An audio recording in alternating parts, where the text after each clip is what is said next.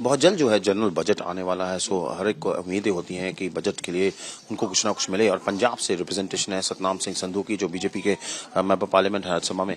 Sir, सभी नजरें जो हैं अब जनरल बजट के ऊपर हैं, बजट सेशन आएगा तो आप पंजाब को रिप्रेजेंट करते हैं यहाँ से राज्यसभा से, तो क्या आपको लगता है अभी क्या उम्मीदें हैं और पंजाब के लिए आप क्या ले आएंगे?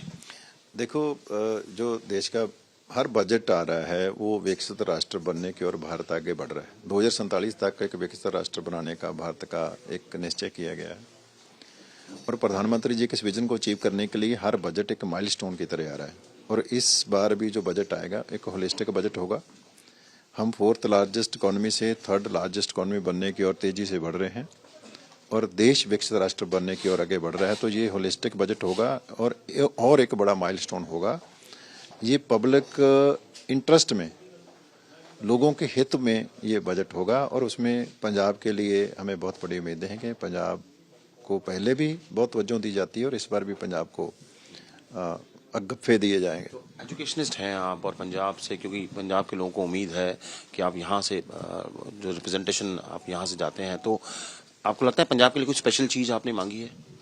नहीं, हमेशा ही हम तो पंजाब की बात रखते हैं। आप तो मेरे जितने भी सवाल पूछेंगे उसमें मैक्सिमम सवाल ही पंजाब को लेकर हैं, पंजाब के लोगों को लेकर, पंजाब के दलितों का, किसानों का, पंजाब के विमुक्त जातियों का, पंजाब के पोल्यूशन का, वाटर्स का, पंजाब के यूथ का, पंजाब के जो डंकी रूट में फंसे हुए लोग हैं, जो भी मुद्दे पंजाब के होते हैं, मेरी कोशिश होती है उसको लेके जाएं। और आज भी हमने एक पोर्टल जो लॉन्च किया है, वेब पोर्टल, उसका मकसद भी यही है कि पंजाब के इंटीरियर में जितने भी लोगों के मुद्दे हैं जो अपनी बात सही जगह पे नहीं पहुंचा पाते, उनकी बात को पहुंचाने के लिए हमने एआई इंटीग्रेटेड वेब पोर्टल जो है आज लॉन्च किया है, ताकि हम एक रिस्पॉन्सिव इंटरफेस के माध्यम से जो पब्लिक ओपिनियन है उसको हम देश की पार्लियामेंट में लेकर जा सकें।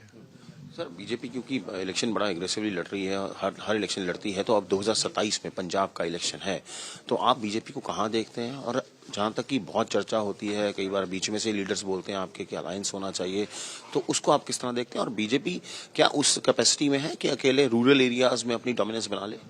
बिल्कुल जी, बीजेपी मुझे आज बिल्कुल उस कैपेसिटी में नज़र आ रही है कि हमारे पंजाब के 117 कॉन्स्टिट्यूंसी में बीजेपी की स्ट्रॉन्ग प्रेजेंस है और बूथ लेवल तक हमारे जो कार्यकर्ता हैं वो काम कर रहे हैं। और मुझे लगता है कि आने वाली सरकार पंजाब में लोग बीजेपी की बनाएंगे, क्योंकि पंजाब के लोगों को इस बात का एहसास हो चुका है कि जितने बड़े संकट में पंजाब जा रहा है उसको निकालने के लिए बीजेपी की टेस्टेड एंड ट्राइड जो गवर्नेंस मॉडल है, जो उत्तर प्रदेश में, जो हरियाणा में, जो बाकी स्टेट्स में, जहाँ पे लोग बार बार बीजेपी की सरकार रिपीट कर रहे हैं। जब गवर्नमेंट एक बार, 2 बार, 3 बार रिपीट होती है तो उसका मतलब यही होता है कि वो टेस्टेड एंड ट्राइड मॉडल को यूज कर रहे हैं। यहाँ पे भी पंजाब के लोग इस बात को महसूस कर रहे हैं, चाहे लॉ एंड ऑर्डर की बात हो, चाहे वो हमारी इकोनॉमी की बात हो, चाहे डेवलपमेंट की बात हो, वेलफेयर की बात हो।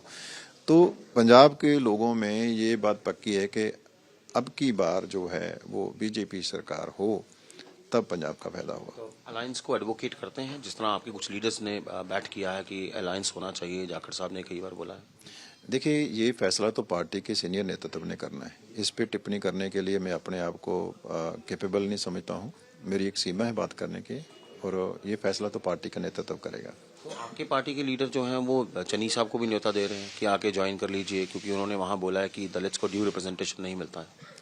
देखिए, मैं ऐसा महसूस करता हूँ कि जो चन्नी साहब ने बात की है वो एक बेबाक बात उन्होंने समाज में सामने रखी है कि कांग्रेस के अंदर जो चल रहा है वो अच्छा नहीं है।